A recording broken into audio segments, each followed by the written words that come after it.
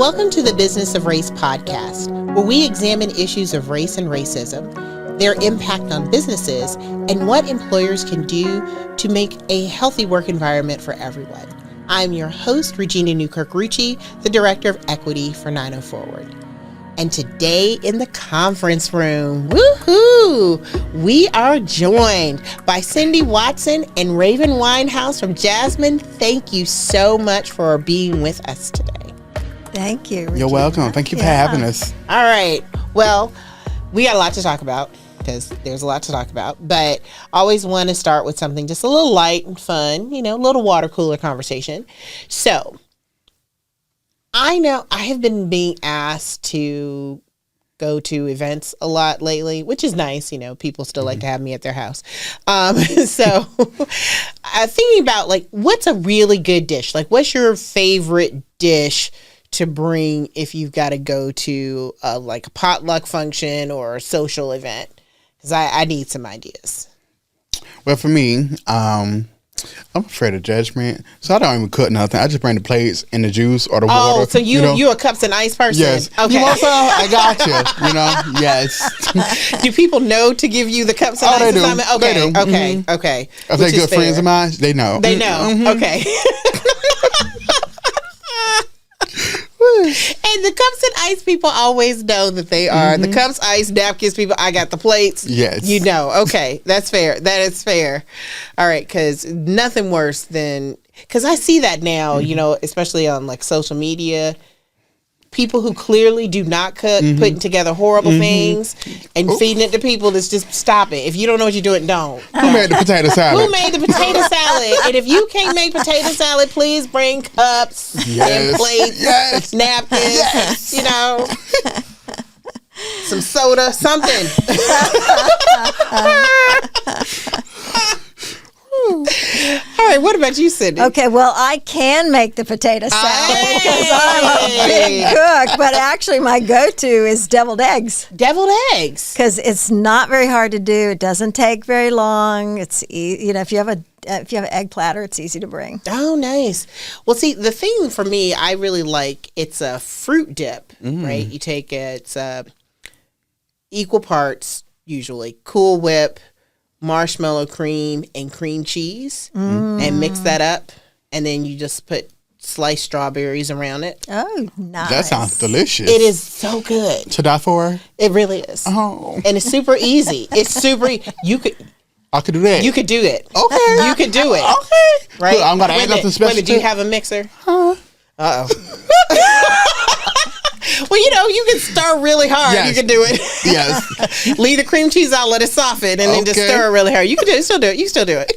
But yeah, easy, super easy. Good. Okay. And nothing to it. File that one away. I definitely want that. Okay. Writing it down. Okay. Mentally. All right. But again, I just want to say, let me say this to the camera. If you are a cups and napkins person, please do not make dishes and bring them to events. Fair warning. Fair warning, you will get judged. Okay? Yes. And I will tell you, if I'm there, you will be judged harshly. I'm just going to say that. Very. There. Okay. Okay. Now that's on the table. Oh my God. All right. So now I want to go to a little bit more of a serious topic. Right. And so we talk a lot about diversity, equity, and inclusion on this show. And obviously looking at race, that's an issue there. But particularly when we start talking about inclusive environments, I find that a lot of the organizations we work with somewhat struggle to do a good job of including LGBTQ plus employees, right? I think there's a lot of tentativeness. Maybe I don't really know what to do, what to say, what to offer. I think when we start talking about trans employees, that even becomes a little bit more challenging. And people are struggling with, I want to be inclusive, but then when I talk to employees who identify as LGBTQ plus, they're not. So I want to talk about how to really create an inclusive environment. And then I really want to also talk about fighting transphobia, because I think that the transgender community is facing some more significant challenges. And I think particularly in this environment, when we look at trans folks of color, that gets even worse. I mean, just even the fact of it gets more complicated. Certainly, if we look across the nation, the number of trans women who are being killed is astronomically high, yet I don't even think it's on people's radar. Right. So I really want to make sure that we give some real time to talking about that as well. But let's start off with just the workplace. First thing, people are like, okay, what do I say? Like, do I say LGBTQ? Do I say LGBTQ plus? Do I say LGBTQIA? Do I just not say it? Is it okay to say queer? Like, there's a lot of concern over titling names. Right. How should employers approach that? Well, let me just say, at JASMYN, we know the alphabet, soup. We know all of those letters, and we try to be inclusive. For us, we've sort of landed on, when we talk about the young people in the community that we serve, we talk about lesbian, gay, bisexual, transgender, and then we add LGBTQIA plus, right? So that's long, and that's inclusive of intersex and asexual or pansexual, so inclusive of a lot of different experiences that people have. But I also think it's important, or I think it's okay to shorthand that when you're in conversation, and LGBTQ plus is kind of a shorthand that we feel like is okay with most people.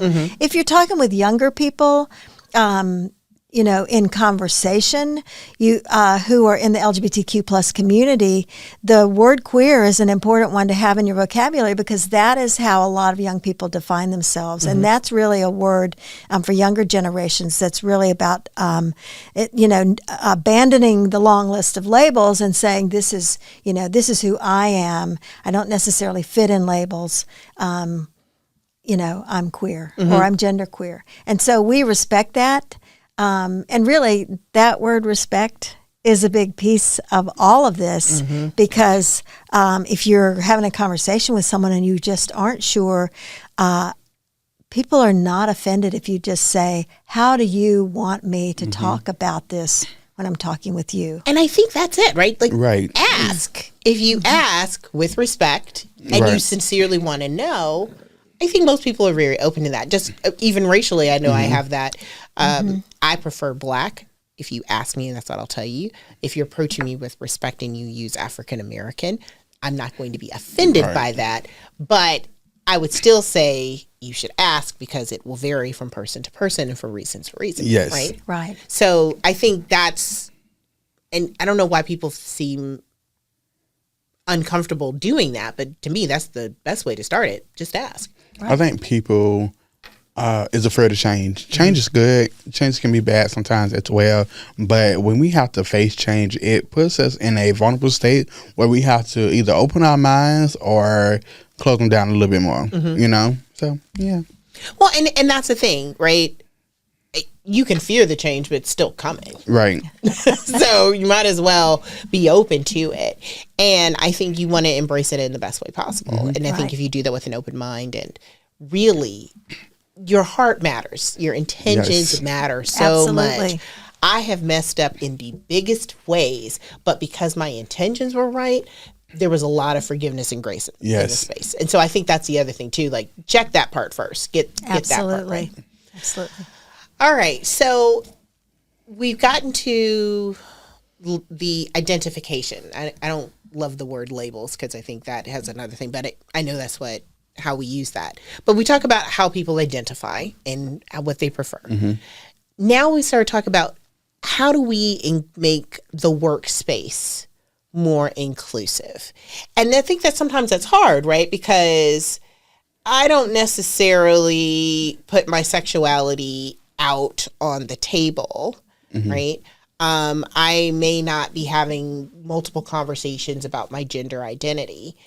And people feel like maybe that's private, And so I don't need to ask about it. But at the same time, if I can't tell you that, oh, I was with my wife this weekend, or, you know, an experience that I had related to my identity, and I don't feel like I can share that part of myself, then that means that I'm limiting who I am at work, right? And I feel closed off. Right. Yeah. So how do you balance this issue of some of what you're doing is private? Like, it really isn't any of my business who you are involved with.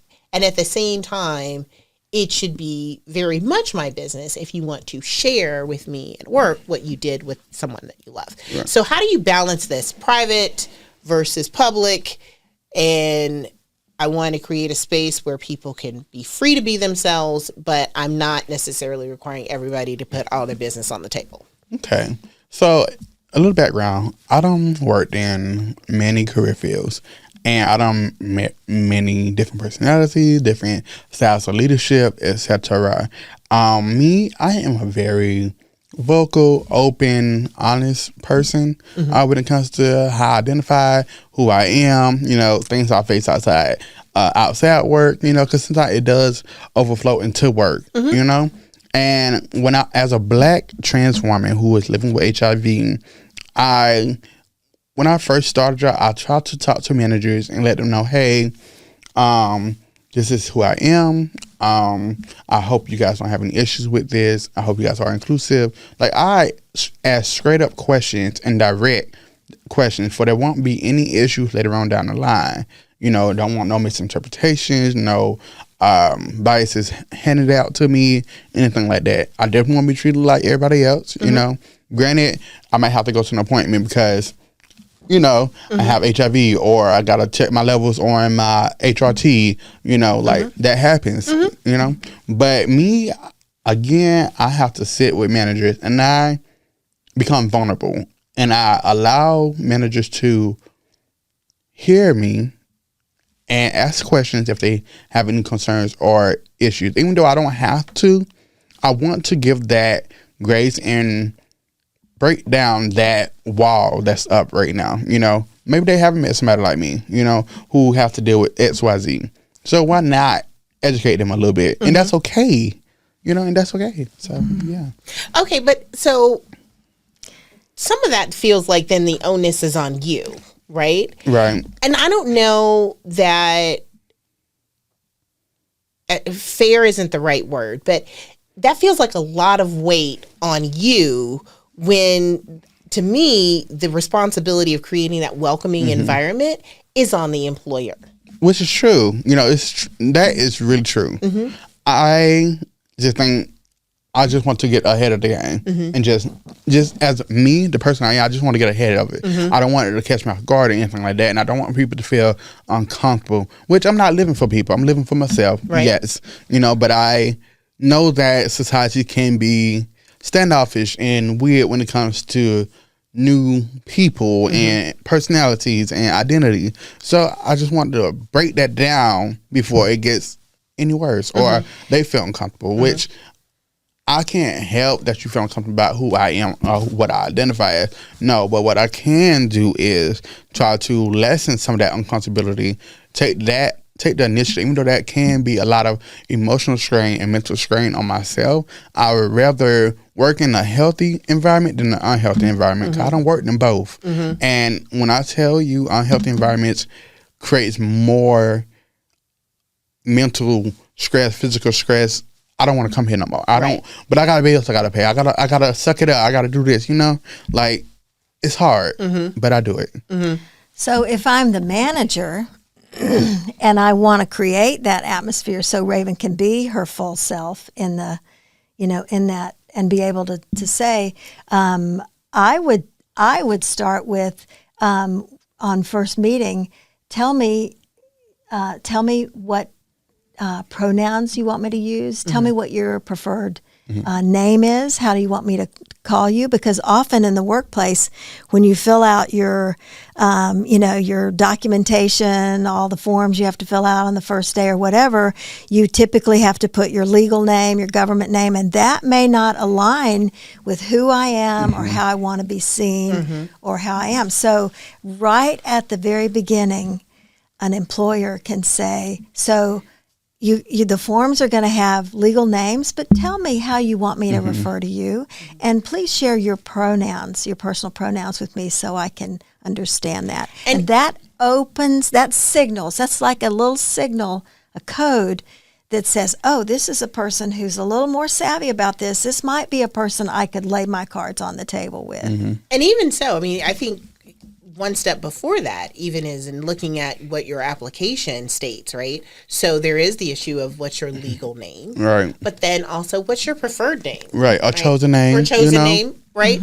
Again, what are your preferred pronouns? Yes. Having that on the application so we know right off the bat, because that sends a message of acceptance and what we value here. Right. Which I like that, to a certain extent. And I think about how that can push society a little forward. But I also think about the employers that are discriminatory or has stuff out for people. I don't want to hire you because you are a part of the community. So let me put these questions on here to trip you up, Oh, so that could be, it could be seen that way. Yes. Okay. But I like the positive of it. I'm not gonna lie. But I also have to at least pay a little attention to the negative. That's really important, because I'm only thinking about that is, if I put the question on there, that tells you that that's something that matters to me, and I'm going to respect that.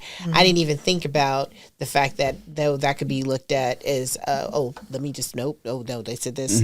Oh, they've got pronouns. I didn't even think about that. So that is a sensitivity that needs to be taken into consideration. So it's like, for example, on some application they ask you, how do you what's your gender, etc., and then you can put refuse or something like that. They can take that as okay, well, you might be part of a community that we don't want to deal with. Like it'll be weird for me to put, okay, I don't want to answer that question, but I will answer everything else. But when I answer it correctly and you see my face, it's like your whole demeanor changed, or your whole, you know what? Thank you for coming. We'll call you if we, So I'm like, no. So let's, because I think this is fascinating, and we've got this opportunity. I want to give good information. So, what would make you feel a lot more comfortable in the application process? Is that a statement at the beginning of who we value, and the fact that we believe in having an inclusive, a diverse, equitable, and inclusive organization where all employees and identities are valued, encouraged, and supported? Or would it be something like that? Or is it let's get to the interview process? Like, how would you advise employers to indicate? Because I'm with you, right? Don't waste my time. If this is going to be a discriminatory place, I don't want to be here. I need to know that up front. But I think I also want to know up front that, okay, no, you're really open, and this is a place where I could be myself and I can show up for work, and you get the fabulousness and you get the foolishness and you get the fun, all of it. I can bring all of those aspects to work. What's the application? Where do you get your signals that this is okay? So what I do is, if you don't mind, I go and I look up the jobs that I'm applying for. I look at who works there or who's the owner, etc. I look at their mission statement, or their values, etc. And I also look at some of the images. I do research. When I say I do research, social media, look them up, hashtag, And I look and I see, okay, are you a corporation that only comes during Pride Month, that is open, or are you open year round? I pay attention to decor and what kind of images you got. Is it inclusive in images? So yeah, and I also do pop-ups. Just check them out. Yeah, let me see how you treat your customers or how you treat your clients. So yeah, and that's an important. So I'll also just want to put out there for employers, people are paying attention. Yeah, people attention all the absolutely. time. Right, that's an issue of safety for me. I know that. Am I going to be safe here? And I think that is number one. If I'm not going to be safe here, what kind of work am I going to do? Right. So you want to make sure, and that's physical safety, that's psychological safety, that's emotional safety. I feel like I have to fight enough in worlds that I don't control. I don't want to have to fight in a place where I'm spending 8 hours plus a day, right? So people pay attention. Yes, they do. All right. Okay. So now we have gotten hired. We've got a statement maybe, and we've got some things on our website for your research. You've asked these questions during hiring. And so now you're employed. What are some other things that employers really can do to create an inclusive workspace for LGBTQ plus employees?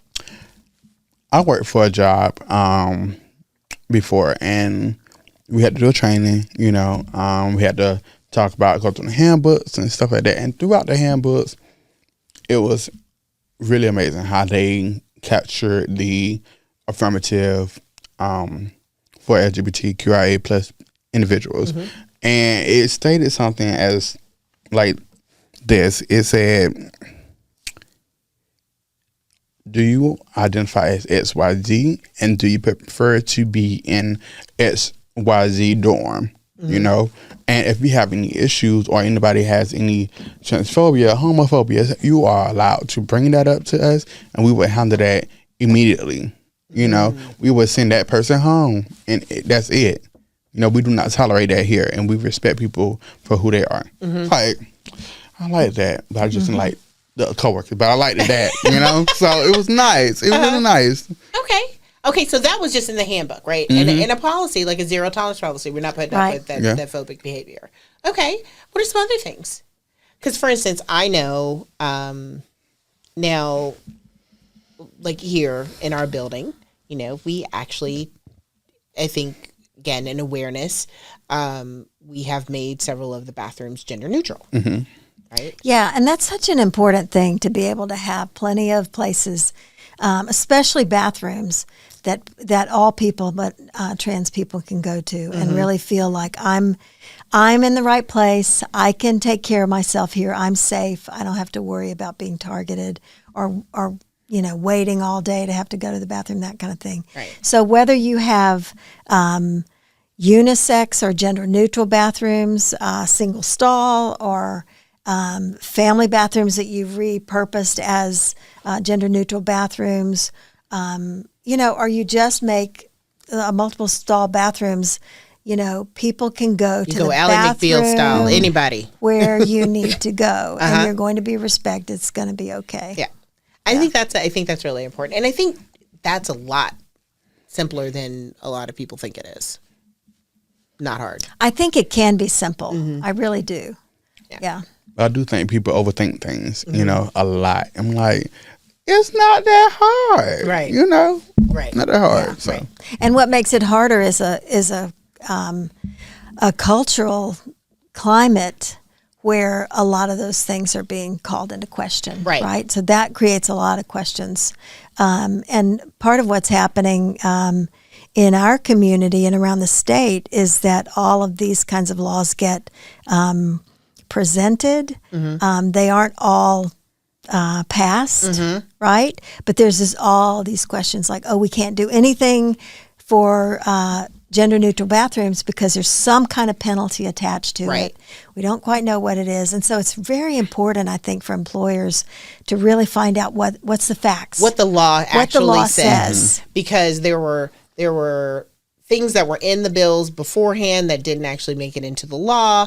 There were all of the rumors, and really understanding that these laws are designed to have a chilling effect, right? I want you to stop doing all these things. Even though the law doesn't require it, we put a lot of stuff out there so you will. So I think it is critical to actually know what the law says, right? So that you can be legally compliant but still be inclusive. And the law is not nearly as restrictive as a lot of people think it is. That's right. That's right. And that goes for several of the bills that we have had passed in Florida that address these types of issues. So it's important. I want to come back to the employees in just a second and the differences. But also thinking as far as things that you can do to really make an inclusive environment. And I'll also say, I think you need to spend some time in HR. I worked for an organization that did, we provided healthcare services to the LGBTQ plus community and didn't have same-sex benefits. You're like, seriously? right? And it was an issue with, well, this provider doesn't have it. Well, then why are we with this provider, right? Obviously, this isn't something that we believe and support, but we can't say this is who we are and not do this. Right?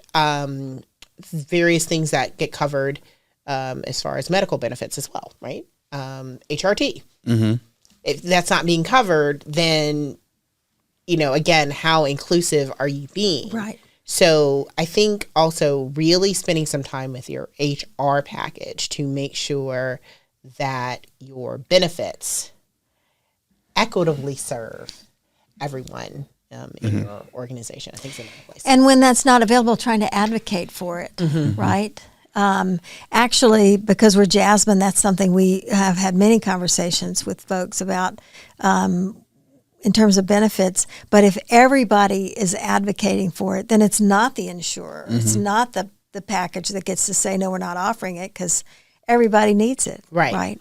So it takes some of that, like community collective pressure. And multiple people asking. And I think lots of times like, well, no, this is what they offer. Well, did you call them up and ask them and say, hey, we're really looking for a plan that offers blah, blah, blah, blah, blah. I actually, at one of my previous employments, I had actually stepped to my CEO and I wanted to talk to him about the benefits that we got and stuff like that. And I wanted him to understand some of the stuff I have to go through outside of here when it comes to my healthcare, and the appointments I have to go to. So I was like, hey, I may have a private insurance now, but I'm aging out of XYZ soon. Is there a way that you can talk to me about the benefits that we got and the healthcare stuff that is presented? Is it inclusive for me? Because I do take HRT. I am on antiretroviral medication. Can you break that down? Like, does it cover me? And we was going through it and was like, this don't even seem like a good plan. Let me do some research, look at some other insurance company, and I will get back to you. I would definitely do that. And that made me respect him 100%. I was like, see, that's why I like you. Okay. Well, but I think that's also important, right? Because everything's not going to be necessarily perfect. There may be some things that you haven't thought about, right? Until you have an employee who brings that issue to you. But I think the openness and willingness to say, you know what? Okay, we hadn't really thought about that. Yeah. Let me go find out what we can do. Yes. Right? And you may not be able to do anything right now. But the fact that you did. But the fact that you tried. The fact that you said, hey, I hear you. I see you. I hear that's an important thing. Let me see what is a possibility matters. Yes. That matters significantly. Yes. And I also want to say, don't say that like empty words and not mean it. Right. Because that also comes through. Yes. But if you really are going to try and you're making that effort, I will appreciate the effort. The effort matters to me. And again, the fact that you saw me, that you heard me, that you valued me, that really matters. Yep. Okay.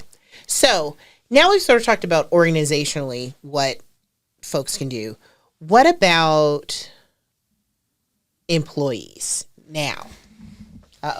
Raven's getting back. Oh, like coworkers who might be not on board with everything. Well, I think in the culture. I'm going to say you have two buckets that can be a challenge. Okay. Right? So you have the bucket of questioning, and I want to ask any and everything, right? There's that bucket. And then there's the bucket of, no, I'm not, no. I'm not even engaged. I'm not engaged. No, that group, right? So let's deal with the questioning people first because, okay, let's deal with the questioning people first. Because I think sometimes this is a new experience for me. I haven't had a coworker who is fill in the blank.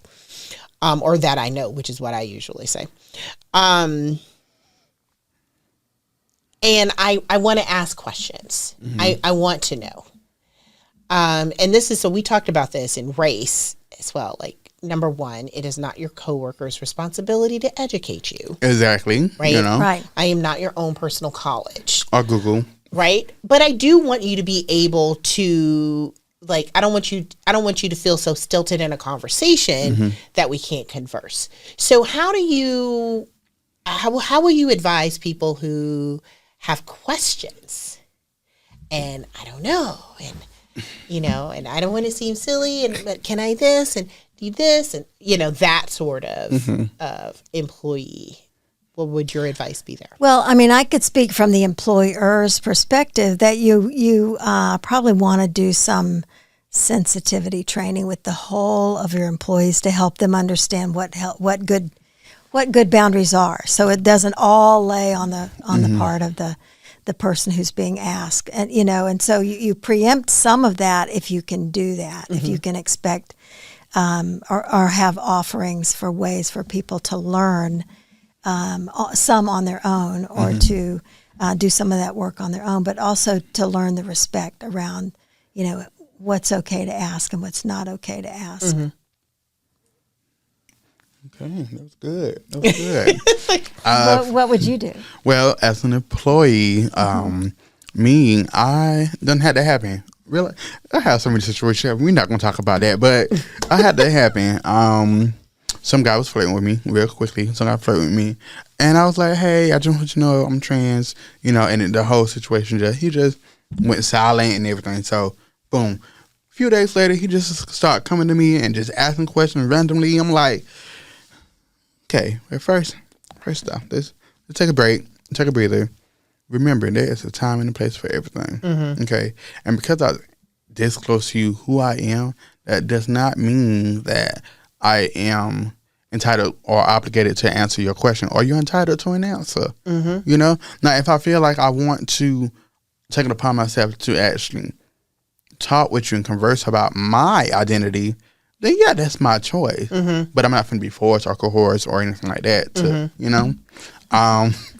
I think I do think questions are important. Questions, it helps people grow, help their mind open and explore and expand. But I do think we have to take a moment and realize, is this the right time to talk about this? Am I coming off as a fetishizer or I just want to know to be nosy, Right. Let me think, let me reevaluate how I want to approach this person, So, yeah. Yeah, I agree. I'm going to use that. You are not entitled to an answer, right? Because that is true. Yeah. Exactly. Right. And I do want you to be comfortable enough to ask questions. I need you to recognize the boundaries of appropriateness, because I feel like lots of times we start to cross those boundaries, particularly in this realm. But at the same time, that can't be my responsibility or my obligation. Right. And also, I don't want to represent everybody in the community. That's another thing that also happens. A lot of those questions will put the employee in the position where you have to represent everyone, right? Who identifies as lesbian or gay or bisexual or transgender. And I'm so tiring. You can't do that. Which, as a disclaimer, which is what I say, hey, I'm using I statements because I'm talking about myself. I might feel some type of way and another person might feel another way. Okay? So, I mean, you can try to adjusting to what I say, or you can adjust it to what other people say. And that is completely fine with me. Just know I'm speaking from my experience, because I don't know what other people go through. We might have similar situations or story, and that is okay too. But not all of us actually has the same thing. Right. Yeah. Right. Yeah. So important. Yes. Okay. Good question. So now we got the questioning people. We got the questioners. Let's come over to the haters. So, because let's be honest, right? Yeah, they're out there. They're out there, Yeah. and and right now, in some ways, they're being emboldened. They're definitely empowered. Right. So, not only is it okay for me to dislike, disrespect, or even hate you, it is now okay for me to be very vocal about it, to express that in a lot of ways, or at least in a lot of the messaging.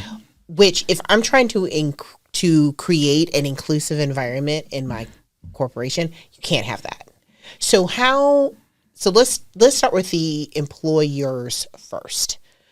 What happens if you've got people who are really hating and being disrespectful and being openly discriminatory in statements or practices or what have you? What do we do? Well, I think employers have to be concerned about a hostile environment, about whether or not they're allowing a hostile environment for their workers.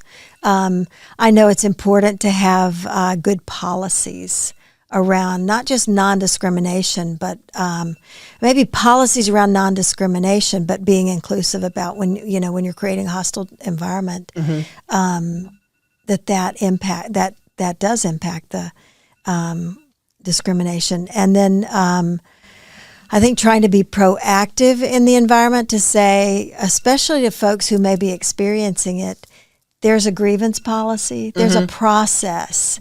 If someone's being hostile to you, there's a process for you to talk to somebody about it, for us to really respond to it and set some clear boundaries around it. So I think making sure you have that process, making sure that employees know that you have the process. And I'm also going to add to that, I think you've got to have some meat on it, right? You've got to have, it can't just be a situation, because there have been a couple of things where I have filed a grievance and I knew absolutely nothing was going to happen with that grievance, right? So what was the point? Right. And so if you're going to have the policy, you've got to back it up. Yes. And I don't necessarily need to know what happens because it's HR, and truthfully, I probably shouldn't know as an employee, but I do need to have the feeling that something happened and that it got addressed. Right. And for sure, you need to experience that it stopped, that the harassment has stopped. Right. Right. At the very basic. And, I always say that those kinds of things are easier to deal with if you can get them early, right? If there's an open process, if it's accessible to people, that they can talk to a supervisor, talk to HR about what's happening. When it first starts, there's a greater opportunity to diminish the harm. So it's not as harmful, but also that, it doesn't make the whole workplace toxic for that person. Right. Absolutely. And other people don't pick up on it. It doesn't get to be a bigger thing. You sort of have a... Right, because you don't want to fuel that fire. You want to nip it in the bud. Right. Because if that starts to spread and then that starts to get in other areas, and the reason it spreads is because somewhere people are getting the message that it's okay. Right. Or that there are no consequences. There are no consequences. Well, that's okay. Right. Right? Right. When I was a kid and I jumped on the bed and my shoes and nothing happened to me. Well, I'm going to keep jumping on bed. Right. It's fun. Why not? Right? But if immediately, the moment I start to head for the bed, my mom's like, oh, I don't think so. Right? Then I know that's something I can do. So again, sort of sending that message, that's not okay here. We don't do that here. And I like to think, I know we're talking about a very specific issue, but I like to think of this as like an employer has to say, we want this kind of environment. These are our values, and this is the culture we want here. Right. And it's true for trans people. It's true for people of color. It's true for, all other groups, for Jewish people, for Muslim people, for all kinds of people. We want everybody to feel safe here. Right. And when you put it out there and include everybody and say the words, we're talking about transgender people. We're talking about gay and lesbian people. We're talking about Jewish people. We're talking about Muslims. We're talking about everybody. Right. Then you're inclusive, and you take the same policies that impact everybody, right? You have the same processes for dealing with this kind of thing that's accessible to everybody. And I think this is where you have to fight the Southernism. Right. And I joke about this. The Southernism. Because the Southernism is, we don't really say anything. We don't say that out loud. Mm-hmm. Right. We all know. So we just want to treat everybody. Okay. Great. No, name it. Yeah. right? Be explicit and be inclusive. Explicit. Be Say it all. explicit, be inclusive. Right? Because I still tell people all the time, I have been in many conversations where people were talking about an issue. They spoke about it generically. I said, can you please speak specifically? And they were like, we're talking about you. I had no idea you were talking about me because you didn't say it. Right. So and that general label of everybody all or not naming it at all doesn't necessarily call out what it is you're trying to address. And that is going to be your culture. If you really are going to be inclusive, then that means you're seeing and hearing everybody, you're valuing. If you see me, you know who I am and you can call that out. Yeah. All right. So now, Raven, on the employee side, if you've got folks who are, we'll just call them haters. Okay. If you're running into that, if you're running into that animosity, if you're running into that discrimination, what do you do as an employee? Well, I don't have to talk to you. I'm here to do a job and get my job and go home, so I don't have to give you the time of day. I don't have to feed into your negativity or anything like that. But there are moments where I'm going to get with you and I'm going to explain to you that I'm a human being outside of all of this. Okay. And this human being do not tolerate disrespect or any type of situation. So, or even then I don't know why, but I'm a nurturer, and I just want to hear why they feel that way, or what can I do? What? Not even blaming myself because it's not me. It's not a me issue. Right. It's a you issue. You don't like who I am, and I can't help that. But what I can do is try to find common ground with you. We don't have to like each other. We don't even have to love each other. Whatever. We don't have to hate each other. We know that we have two different points of views, and that it's okay. We can sit down, meet at a common ground to make sure this environment does not become unhealthy. If it becomes unhealthy, it reflects off not just you or me, everybody around us. Right. Well, and here's the thing, and I think this is one of the things that for me is really important. I think we have started to equate beliefs with respect. Yes. Right? And I'm going to tell you now that there are several people, several issues, several things where people and I do not have the same belief. Right. Yes. But we have agreed to have the same respect. Right. And that is what is required in the workspace. In an inclusive environment, we respect everyone. Yes. And I think that's the thing. And people will hear this and they're like, oh, well, you're trying to change people's beliefs. No, I'm not. Believe what you want to believe. Right. Do you, boo? But I am requiring that in this space, you will see and respect every single person as they present. Literally. That's all we ask for. And that's it. That's it. Yeah. Right? Seems so simple. Right? I'm not trying to get you hooked up on a date. Not trying to change your life. None I'm not of hitting that. on you. Nothing. None of that. What? Because that is also not appropriate and you should be written up, right? Right. So this is it. So we have got to move out of that space that, because I have this belief, then I can't respect you. And the two are not the same and they're not true. Right. Right. Yeah. And that's very important. And I think that's also a place where employees really have to really hit that home. This is a respect issue, period. Right. And that's required.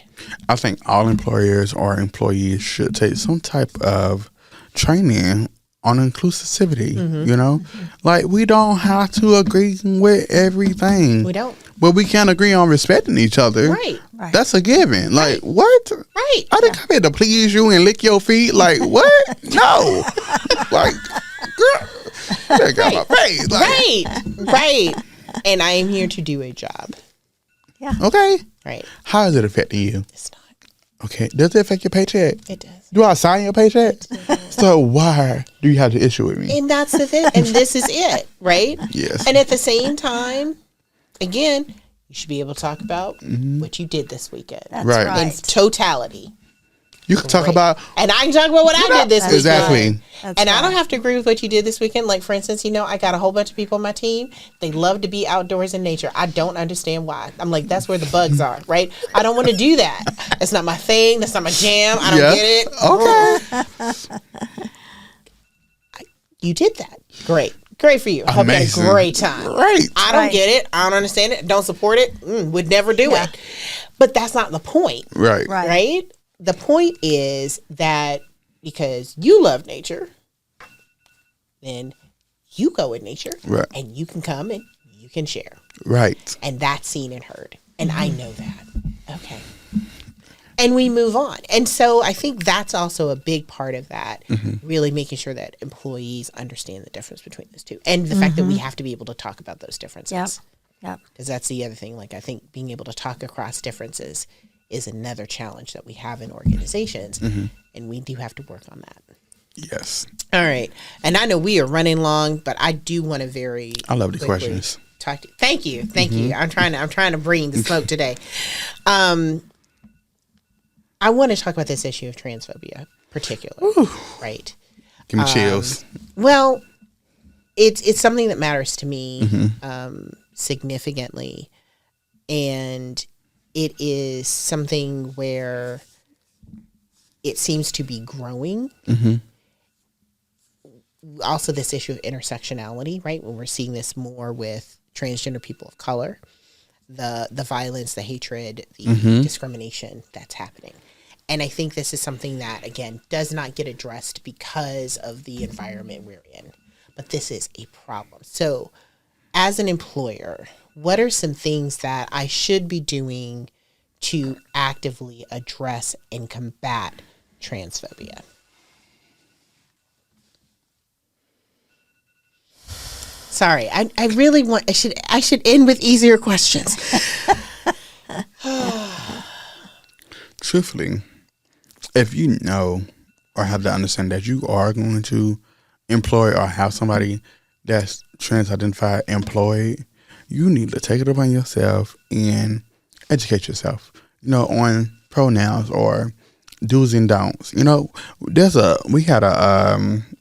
was a PowerPoint training that was created, I think, a couple years ago, and it had red lights, green lights, red light, green light, yellow lights for words, words that's been outdated, that's been problematic, words that's new, and green lights, it is okay to understand, to not know something, but it's also okay to want to educate yourself and learn how to appropriately support your employees or employer, And I'm going to actually take a step back, okay, because I would say that's true whether you have a transgender employee or not, right? Yeah. Because if I'm open to it, then I need to be knowledgeable about it from the get-go. Exactly. Right? Plus, you said you may not think you have a transgender employee, but you don't know everything about Right. your people and also who their families are, and who their besties are and how they're connected. So you don't always understand how how connected it all is. Right. And I think that's really important. And I also think that that it's important for cisgender people to speak out about transphobia and to speak up and to interrupt when we can. When we see or hear something, to interrupt it and to call it out or to call it in and say, this is what you're doing to people I love. Right. Because cisgender people are sitting in the seat of privilege. Right. Exactly. And so oftentimes the point of privilege is, you get more power with privilege. That's right. Right? So it is incumbent upon cisgender people to call out those things. And again, not default to the Southernism and letting some things slide. When we hear comments at work, we have to speak on that. Right. We have to actively create that environment. That's right. I also think it's important for employers to realize that it is okay to put trans folks in power. It is okay to promote them. They're not going to ruin your company, ruin your company into the ground. Like, no, you could do that. Right. Nobody with better eye, but, Well, I mean, Right. transgender people are people. It's the Exactly. people part, right? Just like you got some really shady people who will run your people and a company into the ground. it's my skills there. It's not about the transgender part. Right. Exactly. So really being able and making sure you have processes, and I think this gets back to it too, making sure you have processes in place that truly evaluate the person and their performance, Right. not the identities associated with I don't it. want you in the pal. I don't want to promote you because you're trans, or you might not be pleasing to the eye of the customer. I had an employer told me that they had to go to the GM to get permission for me to wear certain stuff, and then I was like, "Excuse me, excuse me." It was just really weird that time, but yeah, I was. And I'm glad you're saying that, because I think lots of times people don't even know that those kinds of things get said, and I know that they do. I've heard those kinds of comments. I've seen things just, but that's the thing. Like the phobic nature of our communities, and especially right now, are getting worse, and we have to speak up vocally about that. You know what hurts the most? When it comes from your own people. I had a black woman tell me that, yeah, I don't think it might be pleasing to the eye, so I had a customer, so I have to go to my GM. And I'm like, how would you feel if a non-melanated person told you they don't like your skin color, we're down, that's going to be pleasing to the customers? Let me talk to my GM and see if we can put you on the frame. Right. You would be highly irate and upset. Right. Highly. Right. So, yeah. Same thing. Exactly. Same thing. Exactly. Was it a modeling beauty contest job? Right. You know what I'm saying? Like, what are we talking about? Right. Am I, like, I'm running people's meals up, like, That get me money. doesn't have anything to do with the job. Exactly. Right. Am I looking professional? Yes. Why does my hair or it being long and tied up and pinned up, it's an issue for you? I thought we supposed to keep our hair out of our eyes, you know? Please don't get me started on hair. Please don't get me started on hair. We already got a couple podcasts on hair. Oh my God. Sorry, but that is a situation. Right. I got fired for the color of my hair. I was like, was I doing my job though? Right. I don't understand that. And I think that's something else. We were talking about that too on a previous episode, of you really got to look at what matters to a job. Mm-hmm. Yes. And, dress code is one of the things. Like, does the dress code matter for this job? Or the dress code as you've designed it, does that matter for this job? And you really have to look at those kinds of things that can be barriers to getting, because are you missing out on great people? Yeah, that's right. Who bring your company to new levels. Amazing skills. Amazing skills. Out of this work, like, ooh. Right. Because you get hung up on the wrong things. Right. You worried about the wrong thing. Right about the wrong things. All right. So I've had you all here for the longest, and so I'm going to let you go. But before I do, we've talked about so many things. But we always like to do one big takeaway. So for all the things we talked about, if you only heard one thing, we're going to focus on one of the things. What is the one thing of the things we've discussed that you would tell people to take away from this conversation? Well, while you're thinking, Okay. Well, Cindy's got hers ready. yeah, it's the whole thing about respect. It's like that's where it starts. Is you respect the humans, the wonderful people in your workplace that you work with, and that's where everything else starts.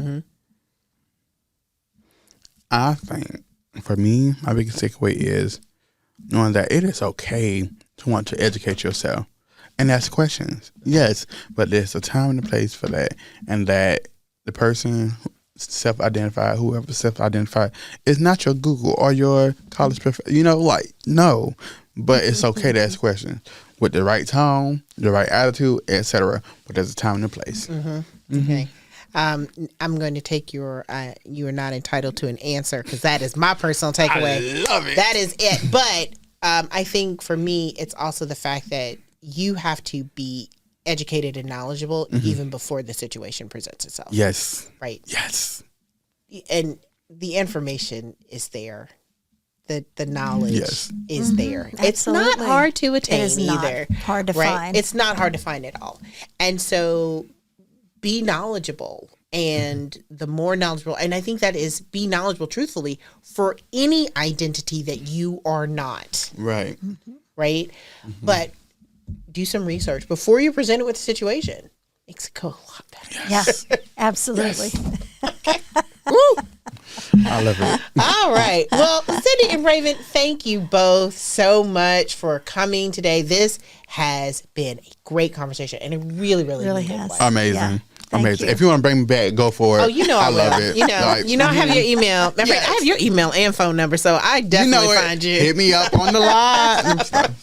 Yes. All right. Well, I Great. want to thank you all for coming and sharing. Definitely we'll have you all back if you all will come.